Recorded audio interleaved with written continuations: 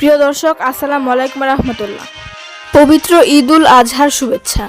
প্রতিবেদনে বেলাল চৌধুরী। জনগণের সাথে থাকুন, জনগণকে সাথে রাখুন।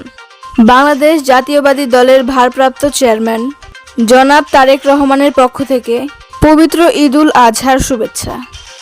উক্ত অনুষ্ঠানে প্রধান অতিথি হিসেবে উপস্থিত ছিলেন শুভেচ্ছা আনতে এস এ জিন্না কবির, সদস্য বাংলাদেশ জাতীয়বাদী কেন্দ্রীয় নির্বাহী কমিটি, সাবেক সাধারণ সম্পাদক মানিকগঞ্জ জেলা বিএনপি। ঈদ পুনর্মিলন অনুষ্ঠান। উক্ত অনুষ্ঠানে উপস্থিত থাকেন দৌলতপুর ঘিওর শিবালয় থানা সহ সকল নেতৃবৃন্দ। আজকে প্রথম পর্ব ঈদ পরবর্তী শুভেচ্ছা বিনিময়ের প্রথম পর্বটা ঘিরে শিবালয়ের নেতৃবৃন্দদের নিয়ে একটা অংশের নেতৃবৃন্দ নিয়ে সারলাম। আরো তিনটি পর্যায়ে তিনটি উপজেলার আরো যে নেতৃবৃন্দ আছে তাদেরকে নিয়ে আমি ঈদের শুভেচ্ছা বিনিময় করব। আজকে শুধু ছোট করে এনেছি এই কারণে যে আমার এখানে বসার জায়গা যতজনের ঠিক ততজনের জন্য আমি আয়োজন করেছি। আজকে এর বাইরে পরবর্তীতে আরো দুই ধাপে আমি এই ঈদ পরবর্তী শুভেচ্ছা বিনিময় অনুষ্ঠান শেষ করব। আমি কথা বলবো না।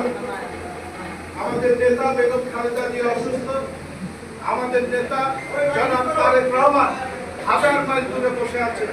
উনি যাতে দেশে ফিরে আসতে পারেন, তাদের এই দেশে ফেরার এবং বেগম খালেদা জিয়া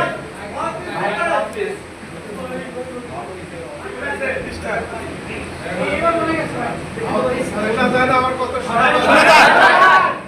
তাদের সুস্থতার কামনা আমরা দোয়া মাহফিল করেছি। এবং পাশাপাশি আমি আজকে আপনাদেরকে তিনটি গুরুত্বপূর্ণ বিষয়ে কথা বলবো। আপনাদের মনোযোগ দিয়ে শুনতে হবে, মনোযোগ দিয়ে শুনতে হবে। এই কারণে বিগত 10 বছর এই দলের রাজনৈতিক কর্মসূচি পালন করার জন্য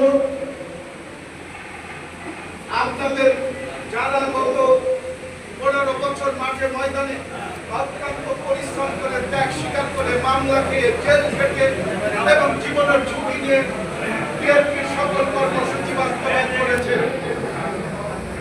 তাদের একটা বিষয় মনে রাখা উচিত।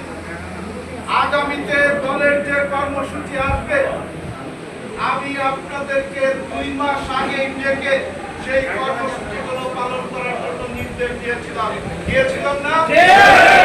আমি আজকে তেমনি নির্দেশ আপনাদেরকে দিতে চাই।